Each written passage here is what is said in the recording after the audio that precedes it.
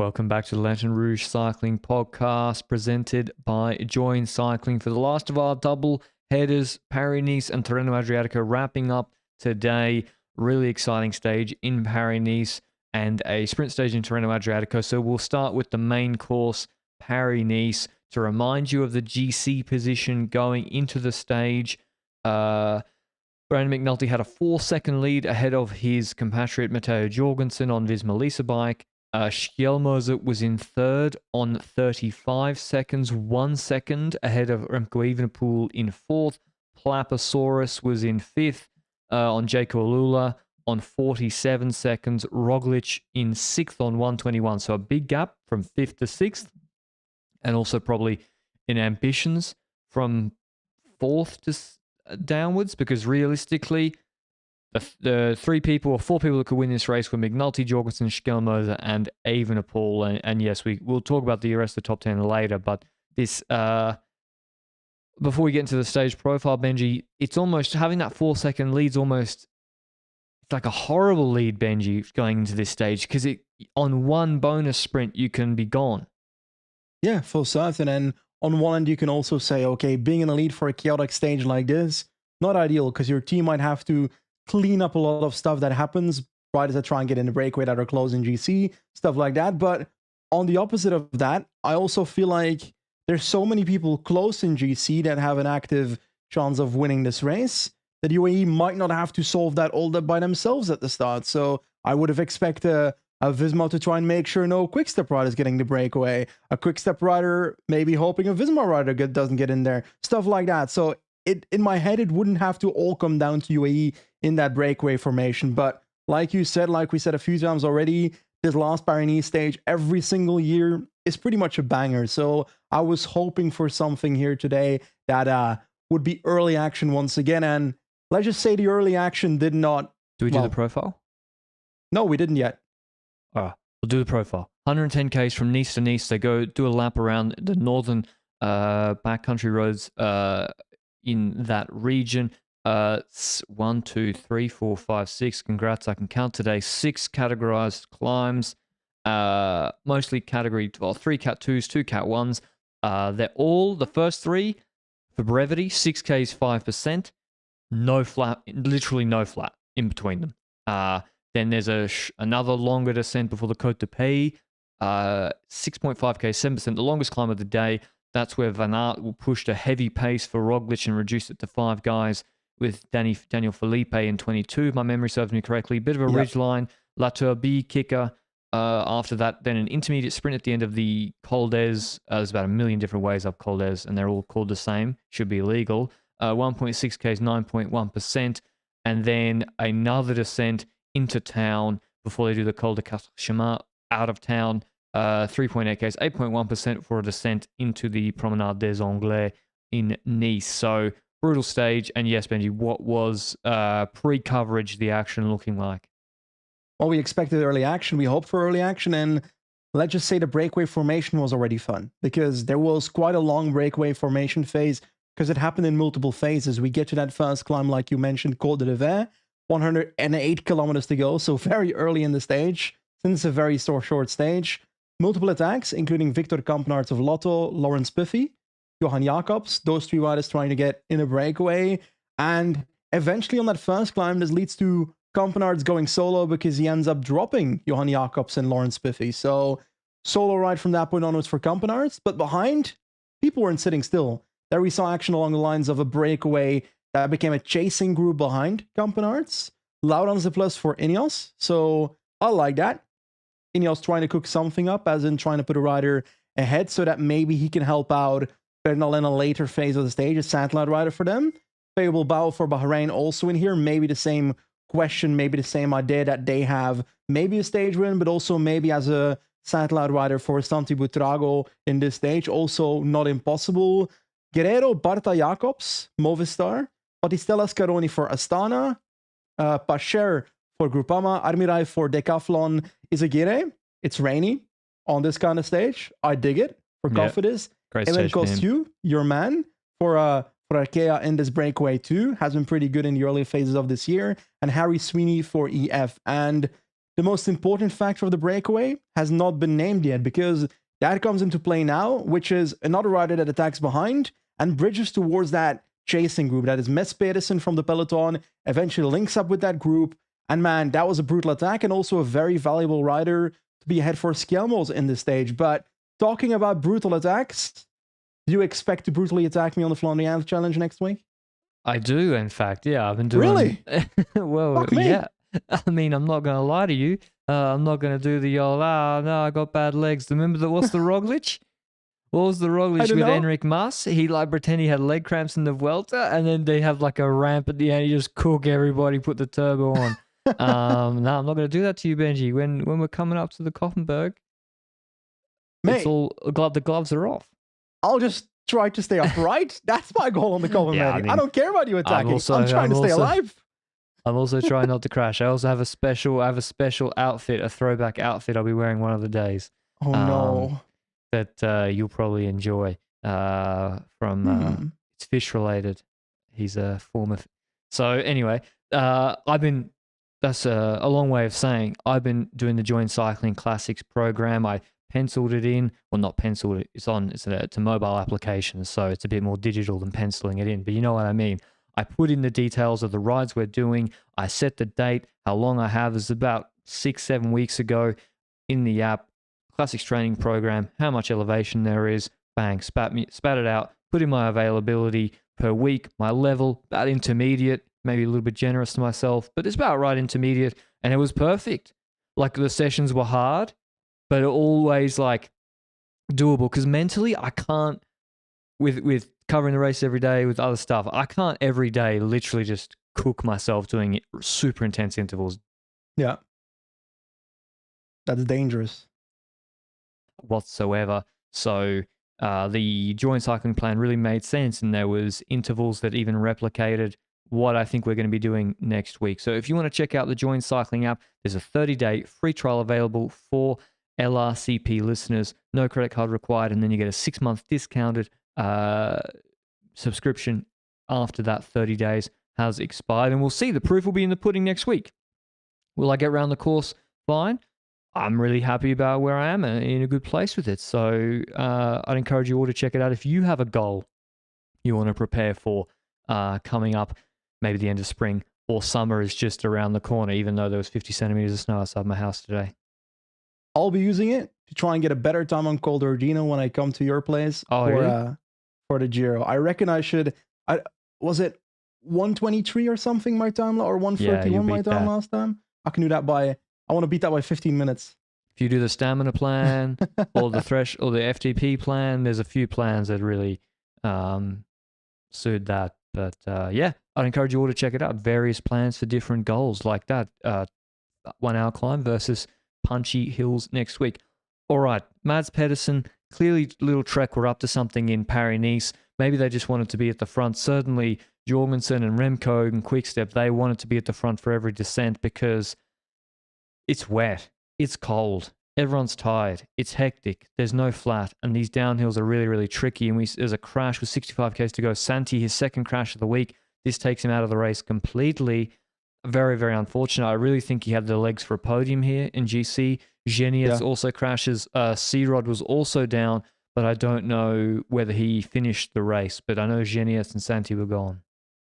Exactly, and that crash actually led to the split that happened afterwards, or Remco said in his post-race interview that this crash led to the peloton splitting up. Could just also be because Little Trek was pushing it at the front, and that split was actually pretty noticeable because Little Trek pushing happened with, I think, Otto Vergaarde, which credits. I did not expect him to be there if it's him, because if it's him, that's a hell of a performance.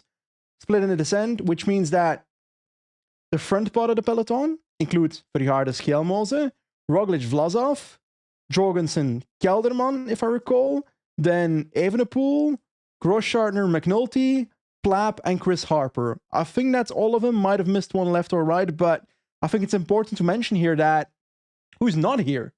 Gal was not there because whenever something happens in a descent, he's never made a descent split in his life. He can't do it even if his life depends on it. So he's always behind in a descent. Bernal was behind as well, I think. Yeah, he was. And then every Remco domestique. which is not ideal if you want to blow up a climb later in the race. So from that point onwards, Remco completely isolated. Not sure if they tried to put any of their domestiques in the breakaway at the start of the stage. I didn't see the breakaway formation in the broadcast. If they did and Visma blocked them from doing that, then fine. Otherwise, I would have probably seen it as an idea to get them ahead before this shit can occur later in the stage. But hey, we've got that action. We've got that little track pushing in. It all comes into play now, because who's in the group ahead? Yes, Kampenaars is still running ahead in G1. The second group still a chasing group, but with Mes Pedersen. And when they catch Mes Pedersen on the Côte de Belles Alpes, which is the next climb, with about, if I had to guess, about 55, 60 kilometers to go, roughly, when they catch Pedersen, that man turns into a Wout van Aert-like super domestique, right? Yeah, although somewhat surprising because on all the climbs this week, Schelmo's has not been the best. On the Broe stage, on the stage yesterday or the day before, I can't remember. Yeah, the stage yesterday where Roglic attacked, Schelmo's was sliding. So I was thinking they want to defend. I mean, good on them. I guess they're going for the win. But by opening the race and making it so hard, I don't think it actually suited his podium ambitions versus Remco too much.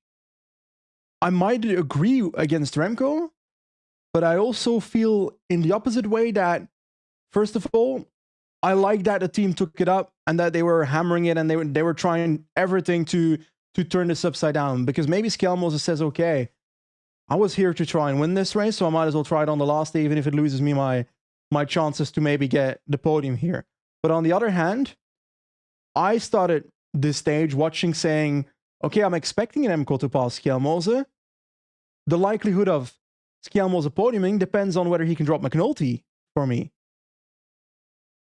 Yeah, and they look about equal. They've looked about equal this week. So, okay, what was the GC gap before this stage between the two of them? It was 40 seconds? 40 seconds or so.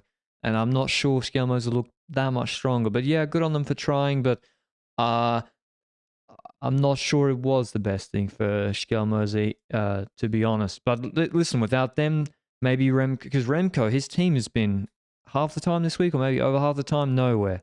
Like, they're off the back in a split now. He's got no one to launch Côte de Pay. I think he said after the stage that was his plan anyway. So Trek basically fulfilled that function for him. But there's no one even to pace super hard on the base of the climb, like Van Wilder to a 1 kilometer really hard pull. So he just attacks off Pedersen's pace once, pretty early in the climb. And he has Jorgensen in the wheel. McNulty's there. Schelmoze, he follows gradually. He's just going to try and hope the group dynamics ahead. He can come back gradually. Yep. Roglic not looking too good. Remco goes again. This time, Jorgensen's really in the wheel. McNulty not looking too good. Stops again. And I was thinking, is Jorgensen going to counter? And then third time, he goes all in on Côte de Pay. And this time, McNulty can't respond. It's before a left-hand hairpin. He sprints into the hairpin, then sprints out. And the two sprints kind of do for McNulty. And he never gets back onto the wheel. Jorgensen goes. Even after he was taken a bit by surprise, I think, because he was in front of Remco in the train when Grosschartner and Harper were pacing. UAE also, Almeida Vine dropped really early today. Mate, Almeida, when it rains, allergic. Still finished top 10 GC though, that's all that matters. Well, how far is he in the pecking order the last 2 weeks? Then again, he was sick in Algarve, so maybe this is still a consequence of that if we play advocate of the devil. Maybe. I can't lose my Portuguese fans, Patrick. Come on. Maybe. And so basically, McNulty's trying to close it. He's hang on. But if we remember the other stages, he kind of holds it and then really falls back on these climbs. And pays a lot longer than the other climbs they've done so far or attacked on. Vlasov attacks over him, and he gets quickly across to Remco and Jorgensen, who are now relaying. So now they're relaying on the climb, and we've got 2.5 serious climbs left. Yeah. This is all over for McNulty already. At this point in the race, what were you expecting in the post-race interview from Vlasov? Was he going to demand the Tour de France leadership over Roglic at this point? No, I didn't think so. He's like quite in the interviews after the race. He seemed quite tranquilo. But But about that, before we jump into the later phase, does the form that you see in Roglic versus Vlasov change anything when it comes to your view on what should happen in the future with Bora? Well, yeah, if they both ride like this with Vlasov much better than Roglic in the next 1 week stage races. I mean, no, not yet. I wouldn't make any definitive conclusions yet. Roglic looked terrible. I think the Tour de France parcours doesn't necessarily fit Vlasov, but I would say that Hindley's the number one man right now when it comes to Bora Hindley's this week. in better shape than both of them for the Tour parcours. Yeah, Hindley's leagues above. But I think they'll be hoping that this is not the best version of Roglic they'll get, because like he's had a few, and that will kind of round off that point. Roglic at this point is kind of he looks cooked. He's like getting dropped by everybody, struggling to hang on, losing the wheel on 6%. He's gesturing to the car. He's cold. He's putting a gilet on rather deftly, I might add. He puts the gilet on a wet descent in the wind easily. And I was like, others could take note from that. But he looks really could take note from that. Yeah, Hindley, in fact. But yeah, he's had collapses on this stage before, but they were crash related. And then his cracking in 2022, he was still second on the stage. You know, 25 seconds behind Simon Yates. It wasn't like this. So obviously something's gone wrong. Even if he was cold, a lot of other riders were cold as well. And yeah, we'll focus on the main GC battle now. I was surprised Remco pulled so much, Benji, at this point. Because the gap to Jorgensen, right, for him to win GC, the gap to Jorgensen's got to be, with Bonies in play, 30 seconds. To McNulty, sorry, to McNulty. He's got to put 30 seconds into McNulty and less into Jorgensen. I was surprised, because basically he and Jorgensen relay and just rip this gap open to like a minute. Yep. And he's still pulling before Col d'Ez, where the intermediate sprint is. And then they get to that kicker, 1.6K is 9%. He pulls the whole climb. Were you surprised not to see him put Jorgensen in front and say, McNulty's behind. You haven't taken any bonus seconds yet. So you're still virtually not the leader on GC with like actual time. You pull on Col d'Ez so that you get the bonies and keep McNulty behind. I think there's two sides to this. First of all, I feel like when it comes to Remco, we've asked this question quite a few times. It's usually in one-day races that we ask this question where he always just keeps pulling, and every now and then it does pay off. The way he dropped Lutsenko in the World Championships, the way he's dropped people before doing this has worked. So maybe that incentivizes him in his head to keep doing this and seeing if that works against Jorgensen on a mountain-like stage as well. So I think it's more that this is kind of the Remco way and he's not stepping away from that. Whether it's the best thing to do, I'm not so sure about that. But if we take a look at Matteo Jorgensen here, yes, Remco's pulling just as much, and Jorgensen is also like, he's also going to be like, okay, McNulty's now on a minute already. We've got Col d'Ez to come. We've got Ketterchemin to come. Why am I pacing as much at the moment? That's also a question you can ask, eh? You can also ask, why am I pacing right now? Maybe I should play even more defensively at this point and try and see if Remco just keeps pulling, because that's a likelihood when it comes to Remco. And then on Ketterchemin, maybe, yeah, there's also that question. Obviously, it wasn't necessarily necessary towards the end, but I asked the same question about both riders in the situation, you know? Yeah, just for Col d'Ez, that was the one where I was like, it didn't make too much sense to me. It then makes sense later. So Remco paces the whole of Col d'Ez, keeping that high pace. At this point, they're just ripping this gap open. I don't know if it went to 2 minutes or what. Like, big gap to the group behind, and over 130. And Jorgensen attacks for the 6 bonus seconds on top of there, gaps Remco and Vlasov and waits, basically. Because at this point, he could have gone clear. I'm pretty sure, because on the descents, Jorgensen was like leaps and bounds ahead of the other two. Jorgensen was definitely the best descender here, but I just saw no response in Remco. He didn't respond at all. So I was like, okay. And they already reached an agreement. First sign, I'm not sure about an agreement. I don't know, but first sign for me that Remco doesn't think he can drop Jorgensen. That's how I viewed that situation. Yeah. And I think so. And from that point onwards, I was like, oh, fuck, is he actually going to just ride to the finish line with Jorgensen and try and go for the stage win on one? And I could understand that in his head now. After he's attacked 3 times, he saw that Jorgensen responded relatively easily so far. And yes, can that change on 3 kilometers of Col Vos? What, sorry? Well, and Jorgensen relayed on Côte d'Épée. When McNulty was dropped, he didn't just sit in the wheel completely cooked, he relayed, and that's probably a bad sign if you're Remco, that he feels good enough to relay. So you're right. I think you're right. After Côte d'Épée, 3 big ones didn't work. I think he was thinking of stage win more at that point. And that's basically what happens, because they get to the Col de Quatre Chemins after the descent. Jorgensen going so quick on that descent. This wet descent knows every corner, every inch of the road, was gapping them on the descent. But Remco just goes into choo-choo mode and drops Vlasov, who wasn't relaying. Maybe he should have pulled, but probably not, because he got hard dropped anyway, really. But he, well, because he, with Roglic so badly dropped at this point by the chase group, Vlasov's now the best placed Bora GC rider, and he can move up GC positions ahead of the guys behind. 2 things here. I agree with your Vlasov thing, but on the other end, I was also thinking, why is Skjelmose wasn't pacing as much in Group 2? Because I was looking at that situation of, yes, Vlasov could fight that podium, but I would try and get McNulty to try and close that. Because if I'm Skjelmose, I want to try and drop McNulty on Quatre Chemins, you know? Oh, true. Yeah, because at this point, Remco is... Yeah, like Remco has already got more than a second on Skjelmose. You're right. Like, it was odd to see Skjelmose and McNulty then relaying. Yeah, when you think it's McNulty's GC bid going up in flames. Yeah. You're right. Now that I think about it, but at the time I didn't really put 2 and 2 together. Maybe they're just trying to bring Vlasov back and make sure he didn't take the position.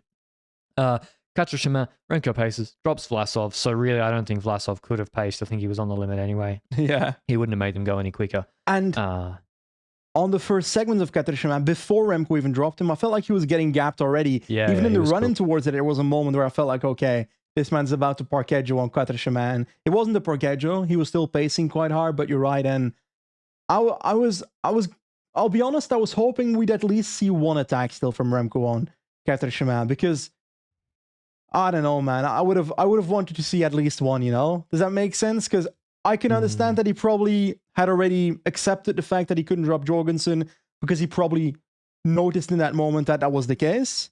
But I would have wanted to see a desperate move.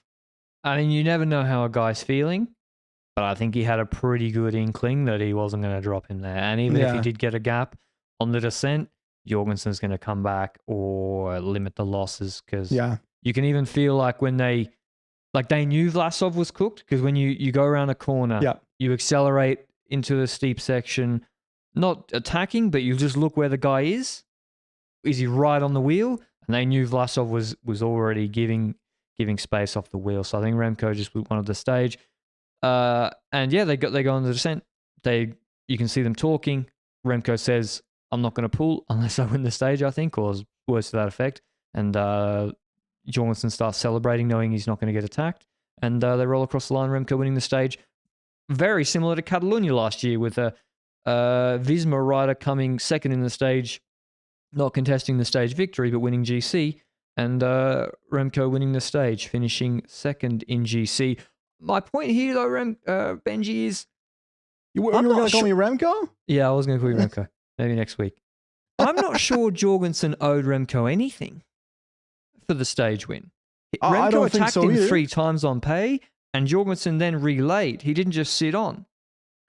I fully agree, but I also think if they ride to the line, the two of them, on paper, Remco wins a sprint. Jorgensen is not a waste man when it comes to having a bit of a kick. He's shown some kick in Bessèges 3 years even ago. In the UK too long. He's not a waste man. He's not a London bus. Anyway, when it comes to that sprint, I kind of expect Remco to win it anyway. Even because, like, if he had done an extra attack, if he would have tried all out 17 times or something, maybe then I would have leaped towards Jorgensen. But I think Remco would have gotten it anyway, to be honest. Oh, I mean, Jorgensen could have attacked him on Quatre Chemins maybe, but then Remco wouldn't have paced. So yeah, I can understand it. But that's why it's a gift. A gift is more meaningful when you don't have to do it. I don't think Jorgensen was obliged by the unwritten rules of the race to gift the stage win. Is it a gift if you're not sure you're going to win it anyway? If it's not yours on paper? I disagree with calling it a gift. I think it's a gift because I think Jorg could have put it into him on Chemin. I don't see that. I think Jorg was... I think the idea that Remco was much stronger than Jorgensen in this race and tactically lost it is wrong. I think Jorgensen was as strong, if not stronger, than Remco this race. Based on what I saw, I put them relatively equal. Yeah. I see percentages maybe in one direction or the other, but whether he could have dropped them or not, I don't know. But calling it a gift, I wouldn't necessarily say, because it wasn't in Jorgensen's hands for me. Okay. If Jorgensen is the faster man going to the line, I would have said, sure, it's a gift. But he's not on paper. Fair enough. You're right. Remco, he's in the flat sprints, he's very, very fast. That being said, he didn't contest Jorgensen, in this specific stage last year, even on when he was on Movistar last year, already fucking good. He was second best rider on the road maybe last year, behind Pogacar, if I recall correctly. So to see him do this again on a stage that, after last year, fits him, but then, to be honest, well, he wins GC here. Like, he's not done winning for this year. He's fucking good. And they didn't make obvious mistake at Visma-Leasebike this race. Both teams had bad luck when it comes to the time trial being in the rain. So it's not like Remco lost because of... Yeah, I'm glad of that, actually. Yeah, imagine. Yeah. Imagine the post-race if Visma interview. were in UAE slot, then, it would have been... Probably wouldn't have been as close as it was. Yeah. But yeah, that's the stage. I'll just do the stage results. Remco wins ahead of Jorgensen. 50-second gap to Vlasov on his own in third. Schelmoser leads out McNulty in fourth. 139 back. Battistella. I could have sworn it was Scaroni, but I guess it was Battistella in sixth. I swear it was Scaroni, but maybe I'm wrong. With Stora, Gol, Bernal. So Stora, Gol, Bernal all come back.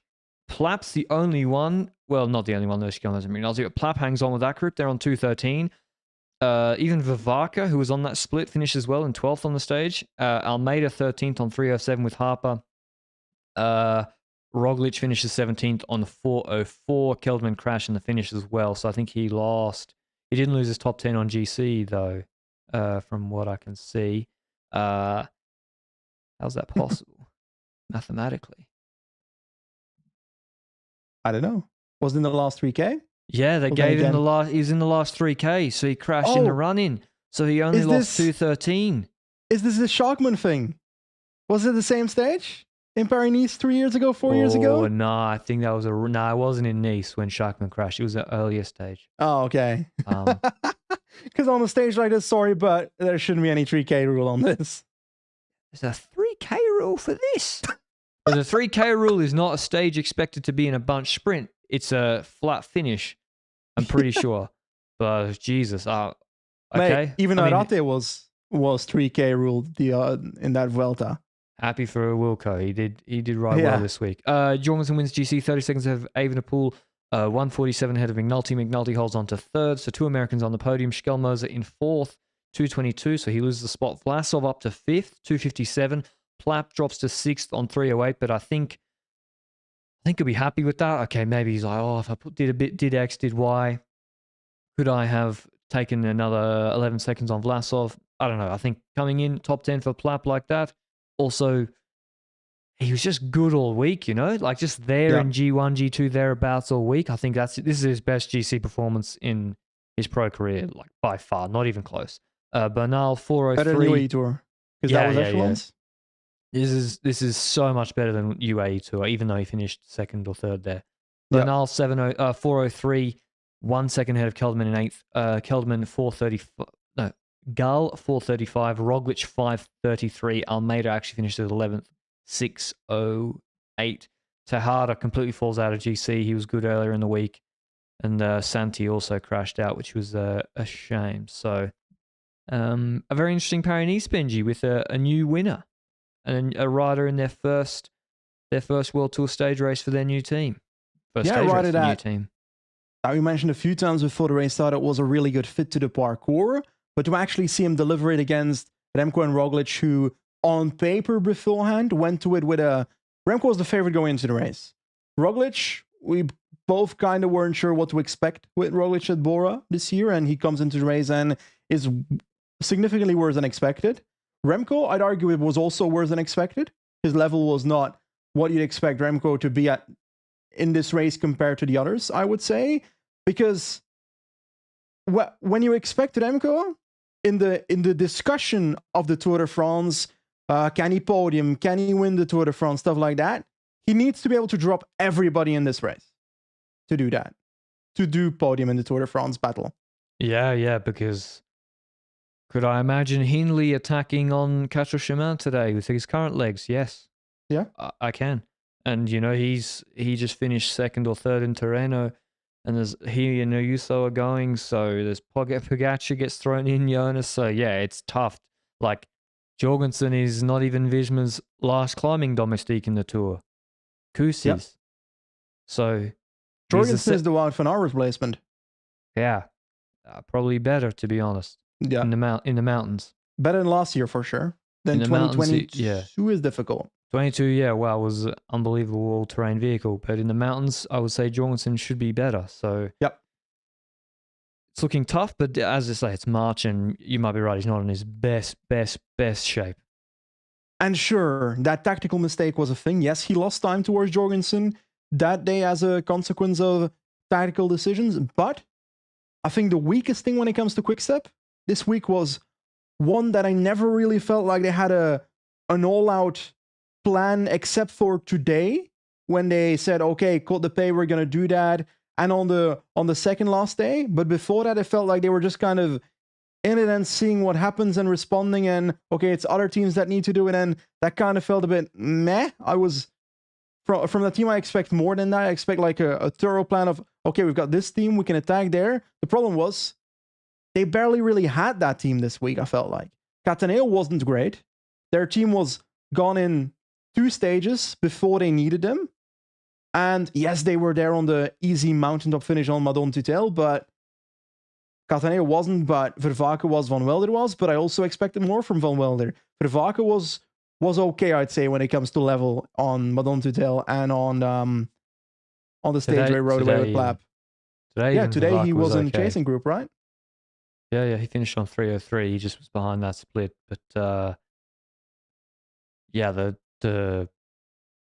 they just seemed so desperate to make up all the time in one go, and that allowed him to be countered. Where in fact he could have approached this race Roglic style and defensive, and then played off others needing to gain time, because he was winning every sprint, uphill or down or flat. But then that's what I saw yesterday. They tried to gain back a big chunk of time yesterday, and then it ends up Vlasov going away, rather than 500-meter uphill sprint, take 5 seconds on the road, take the bonus seconds, and then you're 12 seconds back or 13 seconds closer. And then even today, Côte de Pay, I was surprised, because I was like, one big attack on Col d'Ez, take the bonies.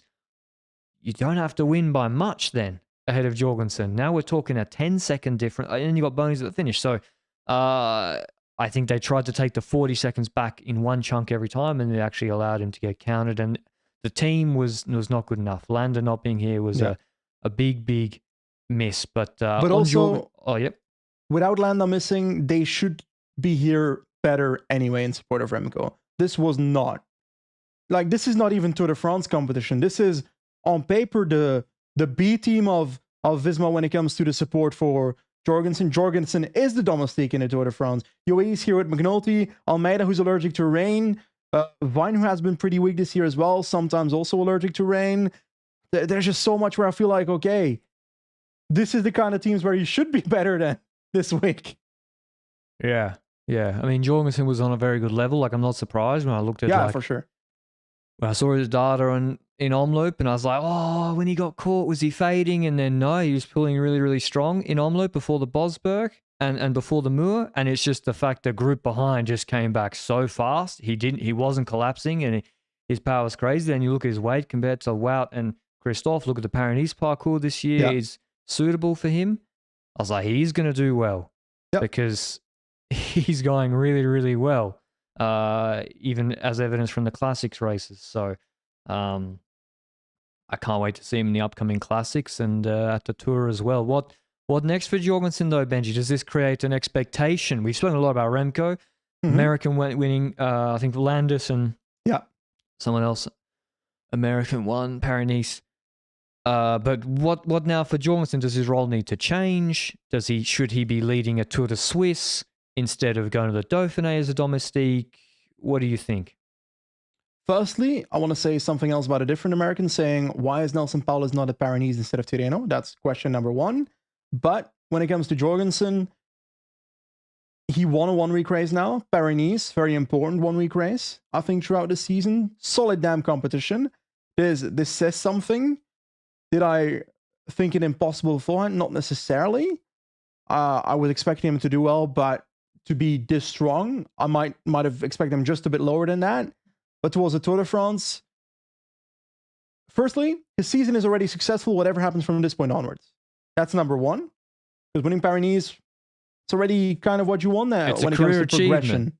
It's one of the most the second most prestigious one-week race behind the Dauphiné, historically. But I think he is more ambitious. When it comes to his being domestique at Dauphiné or Tour de France, I'm okay with that, to be honest. Like, yeah, he could go to Tour de Suisse. Yes, the parcours could fit him. I haven't actually looked at it in depthly, but You'll have some mountains. Usual Swiss parcours have mountains and time trials, which in my head fits with Jorgensen. Same counts for Romandy every now and then, depending on whether you have the hilly variant or the mountain plus TT variant of Romandy. And so, yeah, I feel like, yes, he can win those races, but I'm fine with him being combined in the Visma team for the Tour de France, because that's more important for the team. He's got his 1 week race. Now, let's focus on getting Vingegaard that Tour de France victory. Getting him in Dauphiné also means that they get used to working together in that role when it comes to an actual GC situation. So I think that's good to have that at least once before we get to the Tour de France. When it comes to other goals in the future, one-day races, he's still in it. Like, it's not impossible that... Isn't Visma sending their bloody A-team to Dwars der Vlaanderen according to the provisional start list of that bloody race? I'm like, Jorgensen could win something like that. Can Wevelgem, Jorgen, I don't know. No, he's not doing it. I'm sorry. This year they're skipping Gen Wevelgem to do Dwars Duur. Oh, okay. Like E3, there could be a situation where he could be ahead in the same way as Omloop. Like, the Omloop situation is repeatable. So I think winning a classic is possible. I think continuing winning 1 week races. Do I believe he can lead a Grand Tour for Visma?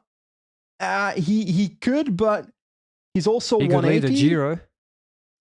Yeah, he's also 180. So against Vingegaard, it will be difficult to show up and be better anytime soon. But he can lead another Grand Tour.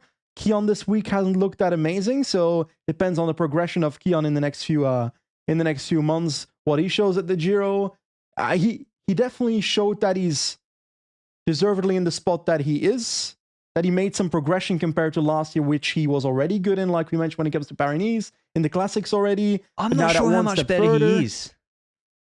I think people are going to go overboard with it, like with Laporte, and be like, Visma have given this guy 1 extra watt per kilo, and that is just not true. Like, it's a few percentage, but and also never missing a bidon, having the right fueling strategy for the stage, having the right clothing for the stage, having the domestiques around you. Yeah, just when the descent comes, your third wheel for every descent. You never miss a split because of a crash. Like, it is things, and then the network effect for Laporte in the Classics. So when you look at Jorgensen's raw numbers on the Stage 8 last year, he was flying. But Poggy was there. But he was with Simon Yates, who's good. He won the stage in 2022. And Vingegaard. He was with those two. I know Vingegaard wasn't in best shape, but I don't think people should go overboard saying he's like gained 1 watt per kilo. It's like a lot of small things and just never having a major fuck up as well. And like, I feel like we've had that discussion with a few, because I swear the year before Laporte joined Visma, he was already one of the best riders on the Paterberg in RVV, if I recall correctly. Wasn't he the second or third rider going on top of the Paterberg when shit hit the fan? Like, Tratnik, for example, he was fucking good before he He joined Visma. Yes, he got better. I don't know. I think the environment breeds success training as well, actually to be got honest. better. Training actually got better. When you look at his classics. Well, he was good in Tour of France before, but in Omloop.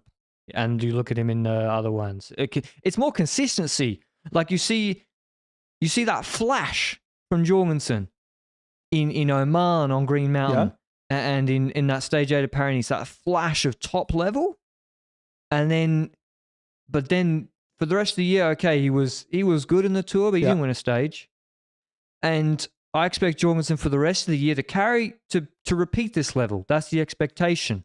Whereas, and same with Tratnik, he'd be flying, and then you might not see him for 4 months. When he was on Bahrain victorious, but they're already good riders. So let's not ignore the fact that they also have the money to go and get some of the highly touted people. I mean, Tratnik maybe not the most highly touted. He was in his 30s. Jorgensen though, 23-year-old, 24-year-old Anglophone GC contender who can ride classics, highly touted rider. Maybe someone scouted him and was in there early. I don't know, but because they figured it out quicker. The Jorgensen storyline, I also find it pretty interesting, as in the fact that he wrote letters to teams himself when he was younger to try and get in their team. The fact that he tried to learn France when he did something for H2 or something. Like he actively tried to proactively think about his future during the years where he was already trying to perform at his best. For example, last year, what he did with Movistar, planning his own training camp, stuff like that.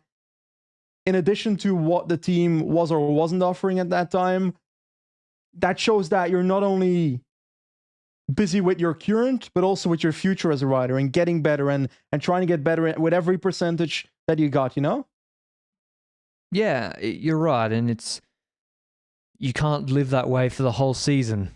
You're sort of preparing yourself on your own like that. And it's also a money thing. Like maybe Visma can afford to have more people handing out bidons on a course during the Tour de France than Movistar can, or they have more people that can do that. Things like that. It all makes a difference. So I just don't want to see people ragging on Movistar saying, look what he can do on Visma Lease bike. I think that's wrong. Movistar gave him the opportunity to develop with no pressure at all, really. Gave him leadership at Paris and other major races in the classics. And so I think I just don't want to see that. I think more just celebrate Jorgensen's development, and I'm really keen to see what he can do for the rest of the year. And he could even win the Tour of Flanders. This guy, like he is flying. Because Remco's a good rider, and he was there with him every step of the way this week. McNulty, give a bit of shout out to him as well, because he did end up finishing third. Really battling, just fucking battling every day to hold back time. He was also sick coming into the race, didn't know what his level would be like. So really big shout out and kudos to McNulty for holding on for I dare say I know he won Sicilia and I know he won Valenciana, but third in Paris is a major race result for a GC rider. So congrats to him. I would say that's his best World Tour GC result on a quick scan of his Palmares. Schelmo's are good. I don't think you could have much more. And I already said Plapp and Jaco got to be very, very happy with that start for him. I think so as well. And before we jump into Tirreno, I must say that every single time this happens, I feel like a stage race with a GC stage as last stage feels like better closure to me than, for example, Tirreno, where it's a sprint in a bit of a circuit. And let's be honest, not the prettiest part of Italy, because man, that looked pretty sad where they were finishing. So Jorg shouldn't do the Giro, because right now, if he did the Giro, what would he be? Third favorite? I don't know, man. He's good in the cold Third weather? favorite? It's different 3 weeks, It is different. It's you 3, not 1. Get out of here. 3 times as long. Giro Tour Vuelta double. How about that? Now, on a serious note, I just want to see him in that Tour de France role. In that Wout van Aert role. He's going to be good at that. I'm just trying to see breakaways. How do you assess, as we move on to Tirreno, where you just say, okay, Jonas wins Tirreno, Cliff Notes, it's a sprint stage, he wins Tirreno, Ayuso second, Hindley third. Like, how do you compare these two races? One has longer climbs. Others is a short, jam-packed, medium mountain fest. Like I'm just trying to think in my mind. O'Connor versus what Jorgensen did, like such different races. Probably have Jorgensen ahead, but then it's the Grand Tour. It's just it's interesting to think about. And yeah, going over to Tirreno, Benji sprint stage. But oh yes. Before we continue, it's also like he's quite skinny for his height, right, Jorgensen? But it's also like it's not like he's gonna lose another 2-3 kilos, I reckon, from his previous GC weight at the height. What is he? 1.85 m, 90, whatever. 190, yeah. It's historically pretty difficult. I know what that means. I deal in imperial in height. It's like 6'3", 6'2". 6'3" is 190, if I recall. Yeah. You know my brother's 6'4", 6'5". Mate, I'm 6'3". I'm 5'7", 5'8" in a good day. Okay. I wonder what that will give on the cobbles next week. I got a big ass, so that'll help. It's I don't know. It's really interesting and stuff to think about. But Tirreno-Adriatico, San Benedetto del Tronto, Benji already slandered this area, saying he didn't like the look of it. They go out into the hills to the west of the. They're obviously on the eastern coast because we've raced from the west to the east coast. Race the two seas. They do a hill zone of about 66 kilometers before they come back into town and do about 75 kilometers, doing laps of about 5 laps of the local circuit, all on the flat on the coast. It's Italy, so obviously no crosswinds. They're illegal by UN convention. And I was hoping for a big break, Benji, because before the stage, we had some sprinters out of there. No Binny, so Intermarché won't chase. Bauhaus DNF, so maybe Bahrain would get it. Merlier during the stage was like, nah, he pulled the plug. Zangler pulled the plug. So we had a fair few. That's about 4 different teams who had an option on the sprint who weren't going to help. And eventually we did see quite a good breakaway, Benji. Yeah, the Marquis in there again, so he's hoping that Visma doesn't show up and say we want to win a sprint stage now. He said it again. His Strava title again yesterday. Said those who go for too much will get nothing. I was like, brother, they won the stage. It took another 30 seconds. That doesn't apply. Exactly. He's fucking a minute ahead on GC now. And also, in addition to that, it's clear that we've seen a change of culture when it comes to the 1 week race, when it comes to the Grand Tours. That I know it's not a Grand Tour transition stage, is it? Yeah, but even in the Grand Tours transition stage, we've had multiple days where we're like, okay, this could be a breakaway stage, but then Pogacar's going to try and make this hard so we can get bonus seconds at the finish line. So the Baroudeur, the breakaway mountain transition days guy, their playing field is reducing, and you shouldn't blame the GC teams for trying to optimize their race and gift you a stage. Just be better. Like, I'm a traditionalist as well. Like sometimes I don't like to see going for every stage when GC's wrapped up. Like I do. I don't agree with it all the time. But in a 1 week race, you can't be like, how dare the GC teams go for the stage win on the 2 mountain days on the Queen stage? Like what? Like what? Anyway, they didn't go for it on the other 5, but yeah, sometimes I don't like when it's the second week of a Giro. I like the breakaway having a bit of a chance. I mean, that wasn't a problem last year in the Giro, frankly. Next to the Marquis, Steinhauser Healy, so strong breakaway there. Rowe, Ineos is freeing Rowe on his birthday. It's pretty cool to see. Happy birthday, Luke. Tiberi Rowe's and in good shape. Rowe is in much better shape than last year. Are you saying that as confidently as when you said that Tiberi would do well in GC, but he's now 8 minutes behind before the stage? Tiberi let me down here. I thought, they take away his weapons. He Mate, the cat's out of the bag. More time to train. The cat's out of the bag. He wasn't as good as I thought. All right. That's the breakaway. So we've got 1, 2, 3, 4, 5, 6 riders. Alpecin, UNOX, Little Trek, and Bora are controlling in the peloton behind, and that's enough teams to get it to a sprint, to be honest. So we're now 15 kilometers before the finish line. We see a crash by Richard Carapaz. Actually, that was a hard hit. Fell on his left shoulder. Yeah. Looked whether he fell on his head or not. I'm not sure. I couldn't tell whether his head hit the ground or not, but his shoulder seemed pretty hurt. He was sitting up for he was laying down for a bit, then sitting up for a long time. So let's hope Carapaz is okay, because I want to see him this year. El Jaguar de Tulcan. This is also the moment where the breakaway gets caught. Is this his first year on EF? No. Second. Okay.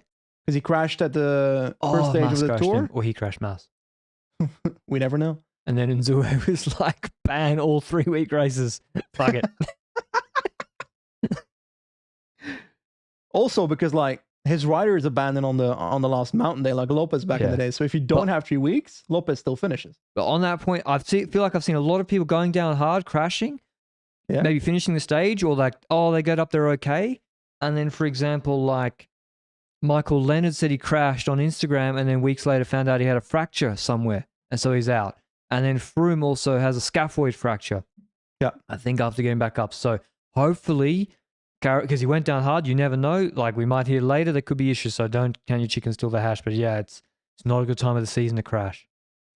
7K to go. Decathlon moves up, keeping Ben O'Connor in a good position. And we start seeing UNOX very vividly at the front. Then they kept it really strong at the front, to be honest. UNOX the entire time, last 4K, they were there. Then Steimler comes to the front. Then I'm like, commentators saying Steimler. I'm like, what bloody team is he riding for these days? 246.5 apparently.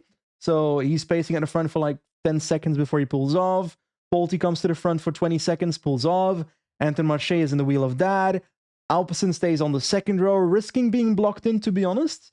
And then eventually, with about 1.5K to go, they start moving up on the right side of the road, gets blocked in a little, then eventually tries to come around again. And at this point, it's UNOX on the left side of the road, Movistar on the right side of the road. Milan is in the wheel of Consoni, in the wheel of the UNOX riders on the left. And I was thinking, okay, Milan's in a good position. Consoni can drop him off.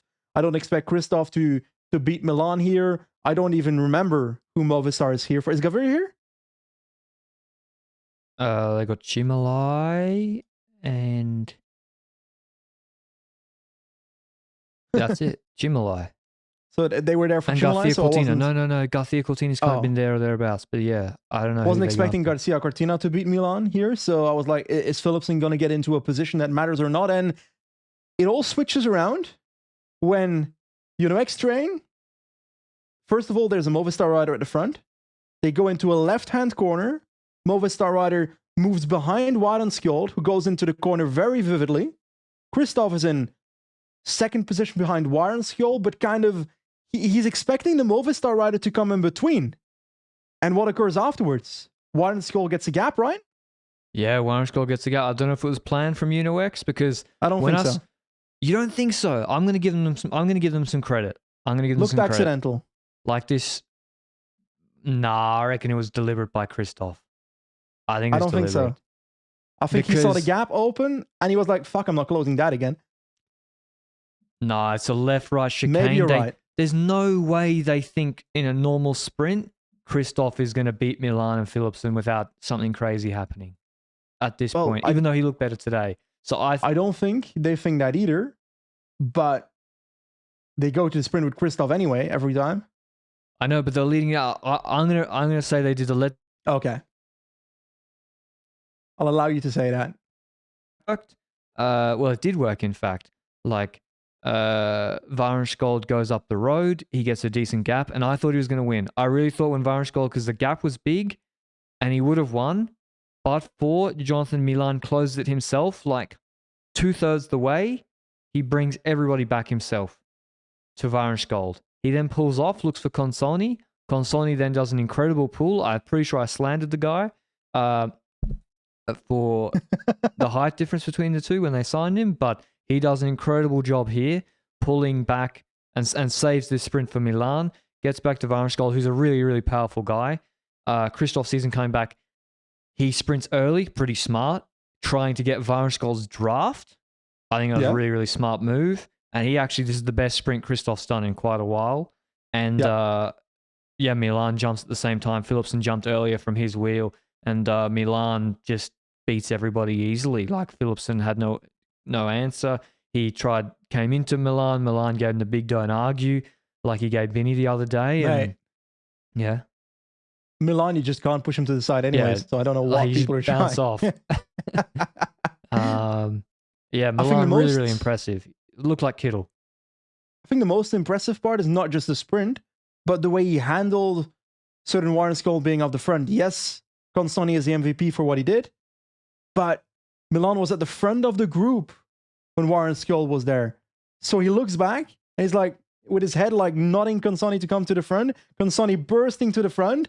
The fact that Milan didn't become impatient and start sprinting himself, waited on Consonni to close the gap for him, stuff like that. That shows that he adapted in the sprint. And I think that's more impressive to me than the speed, which is also impressive, you know? Yeah, I think so, because if he leads out the whole way, and that's what Christoph probably would have wanted him to do, then maybe you have a different sprint with people getting a perfect draft in your wheel. But he wins his second Tirreno-Adriatico stage this week ahead of Christoph. He did look much better. Chimolai third, beating Philipsen. That's a surprise. Like, Philipsen didn't look himself. I don't know whether it was the crash earlier in the week or what, but he did not look himself here. And Yolkovsky, fifth for Cofidis, Capio, Venturame, Lonardi, Venturini. Venturini is not allowed to have a French name, right? Tirreno-Adriatico, and come ninth between Lonardi and Zanoncello in 10th. It seems wrong. It's a strange top 10. It's not the best, I'll be honest. But also, you got to make it through the 1 week.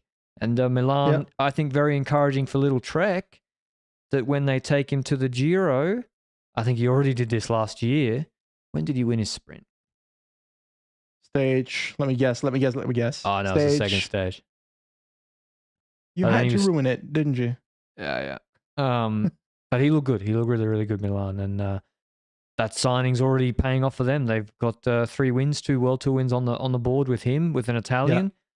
And they got to take it. In terms of GC, no changes in the top 10 from what I can see. Vingegaard wins GC 124 ahead of Ayuso, 152 ahead of Hindley. Del Toro maintains 4th, 220. O'Connor 5th, 224. Arnsman 6th, 225. Kjarn Earthbrooks 310. Kemner 8th on 402. Pidcock 405 in 9th. And Kevin Vokula on 424. Rounding off Tirreno-Adriatico. It had the bigger mountain stages and profiles. But it was not probably as entertaining as Paris-Nice, with Vingegaard just doing what he wanted on those 2 stages. But he looks in good shape. Not much more to say. He looks in better shape than he did in Paris-Nice last year, that's for sure. Not much too more to say about that. And Ayuso looked really, really good. I would say this is his best 1 week GC performance in his career. I think that's fair to say. One thing I do want to add is that I think we need to highlight how good Del Toro was this week, and how we can compare it to maybe the first years of Pogacar when it comes to riding World Tour races and so forth. Because if I recall vividly throughout, was it 2018? 2019? 2019 was his first year at UAE Team Emirates, I think. The year that he went to the Vuelta, ended up podiuming the Vuelta. But when it comes to 1 week races beforehand, he ended up winning Amgen Tour of California, was against Higuita, Asgreen, Bennett, not necessarily the mountain finish teams riders you'd expect. Got 6th at Itulia Basque Country. 4th at Tirreno for me, I'd put on the same level as how Pogacar started in World Tour. 2018 you said? 19. Oh, well, that was his... Oh, yeah, 19. Yeah, pretty good. Pretty good. I'd say this is better, but also Pogacar was dealing with... That's the pre-2020 era where people couldn't do any watts. So, like because if you look at Ayuso's watts, it'll be higher than what Poggi did in 2019, earlier this time of the year. But then in 2019, they weren't going as fast. So I'm talking Del Toro, eh? Oh, yeah. Sorry, Del Toro. 4th. 4th, yes. I forgot. I'm confused. They got too many young talents. It's ridiculous. It's better to me than Pogacar's start in World Tour in 2019. Obviously, Del Toro's unlikely to win the Vuelta, I would say. Podium the Vuelta. Yeah, we'll see what race he does. See what race he does next. I'm curious too. But it's also different riders, you know? Pogacar was clearly GC rider back then. Del Toro, I'm like, yes, he can do GC, but he's also not climbing with the best from the start of the climb. He's a very odd rider. I can't place him, man. Isn't it crazy? This time last year, you look at Del Toro, go look at his results this time last year, he wouldn't have got a Conti contract. He didn't race until April in the Trofeo Piva. It's really Sibiu, eh? Sibiu changed it. Yeah, he was, even then though, he was 10th in Grand Prix Jasinski. Sibiu, he was 11th on Balialac, behind Martondina. And Mark Donovan and Badilati. He lost nearly a minute to Matteo Badilati, like a journeyman 31-year-old climber. And Journeyman. and then he just improved a lot. So, but even in Tour de l'Avenir, he wasn't the best on the climbs. Yep. Like he was in the individual time trial. Riccitello put 46 seconds into him, and Piganzoli, he was in Tirreno here, put 6 seconds into him. Piganzoli yesterday on the mountaintop finish lost 36 seconds. Lost a minute 30, minute 25 to Del Toro. So he's if he keeps improving like this, he should win the Tour next year. Because I think it's unlikely that he does the same progression from last year to this year, because otherwise that would be ridiculous. Yeah, but I mean, he's climbing, because even in the TDU, he won that stage, but it was on the flat, and then on the climbing, on Wallunga, he wasn't so good. And then Algarve, good in the TT, but on Foya, he got dropped. But then here on the climbing stage is really, really impressive. So a deserved fourth, and I can't wait. I mean, he's doing Asturias provisionally. That's a waste of time. Like, so it's a waste of time for him to do that. He should do a proper race. Oh, World Tour race. Is Nairo there? Is Alarcon there? Not anymore. No, he is. His suspension finished last year. Yeah. Does he have a team though? No team. Because W52 got disbanded. Would be pretty. Maybe someone crazy. desperate for points next year. Maybe Medellin can sign him. Maybe. He's 37 now, but he still was good enough to win the Tour de France in 2019. In terms of his level, seriously. Tirreno. That's probably right to pick that out, Benji. I'd say Aronson will be pretty happy with that. There's some good names ahead of him. Two-time Tour de France winner and a Giro winner, and Hindley in third. No shame in where finishing sixth. Probably would have hoped for fourth though. Pidcock, good performance, but then that big collapse not a big collapse, but not a good result on the stage before, on stage 5. Mars nowhere. Gregoire, I was impressed with. There was no stage that suited him. Probably it would have been better for him to do Paris-Nice, frankly. In terms of the parcours, I feel like Gregoire actually got wasted at this race. So, I don't really have much else from Tirreno, Benji. Vingegaard put down a marker, and Pace Vasco has Vingegaard there as well as Koos and Tullett. Tullett was good in this race, and Pidcock's back there. Hindley and Roglic are there, and but no Poggi, unfortunately. Last question before we finish it off. On Remco. When will Ineos win their first World Tour race this season? Maybe it'll be quicker if they let Ben Turner do the tactics. They might be allowed to go on a breakaway. Yeah. But what is it? Visma Lease Bike have 8. According to PCS, have 8 World Tour wins. UAE 5. Decathlon have 1. Alpecin have 1 now. Bahrain 2. Little Trek 3. Little Trek have more than that. Little Trek, don't they? Can I count? Schelmers are in 2 Milan? No, 3. Bora 4. Sudak Quickstep 4. Yeah. But it's also not just the World Tour ones. They have 1 win. 2 wins, sorry. I don't count the Ecuadorian national champs, no offense. They got a 2-1 win, which was a neutralized individual time trial on road bikes in Camino. Yeah. So, because they could have had World Tour wins if Darling had the right schedule, if some other riders had the right schedule, but that wasn't the case. Well, but they don't have a sprinter. They got Viviani, but he's no good. Well, and then, but with this team, you should already be able to get a World Tour. Sorry, you should be able to get a World Tour win with this team already by now. Yeah. Tarling's the second best time trial rider in the world, so you just send him to a race that Remco's not at, he'll win the TT. It depends on which time trial when you say second best. Flat, he'll win it. If Remco's not there, probably still beat Remco half the time. Yeah. So, but no sprinter, and you're not allowed to go on the breakaway. Well, then fuck me. You got to have the best GC rider on the stage or the best puncher. Yeah. It's hard to win World Tour races that way. Ethan Hayter, he did Camino. He's doing the Giro, I think, but maybe he'll win at Romandy. But that's the Catalunya. I'm not sure who they're sending, but that's got Poggi there. So good luck. Anyone winning a stage when Poggi's at a race that's that hilly. Any other learnings from this week, Benji? Because we're not doing a weekly roundup, so we may as well. Where's your vibe meter? What the fuck are you talking like your about? vibe meter on teams. Like Visma and UAE, look where they were last year. They're both still there, 1 and 2, in terms of GC. What about that 3 to 6 range? Well, first of all, if we take a look at Paris that just finished, talking about Quickstep here, their classics are not looking brilliant right now. Merlier's the key sprinter who's taking the victories for that team, so they can be happy with his performances.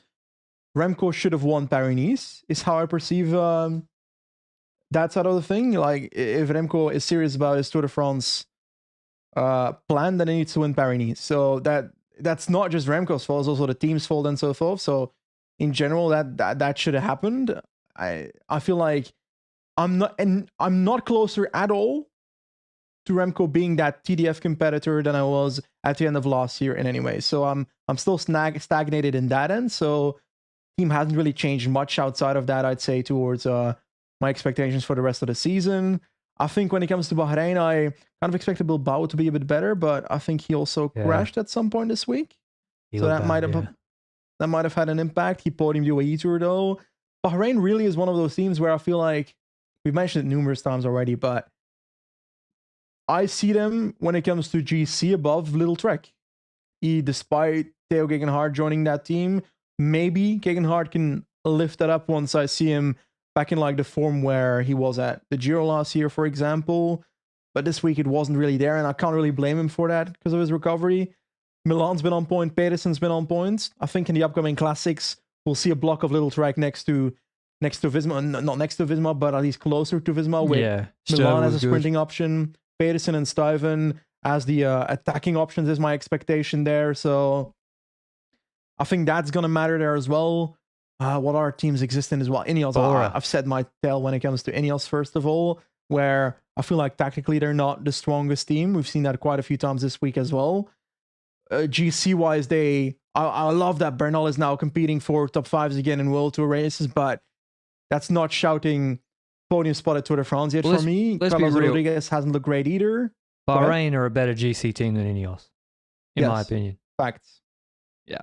Like, that is correct. In terms of preparing a guy for a Grand Tour, GC and World Tour 1 week races, tactically, Bahrain are better.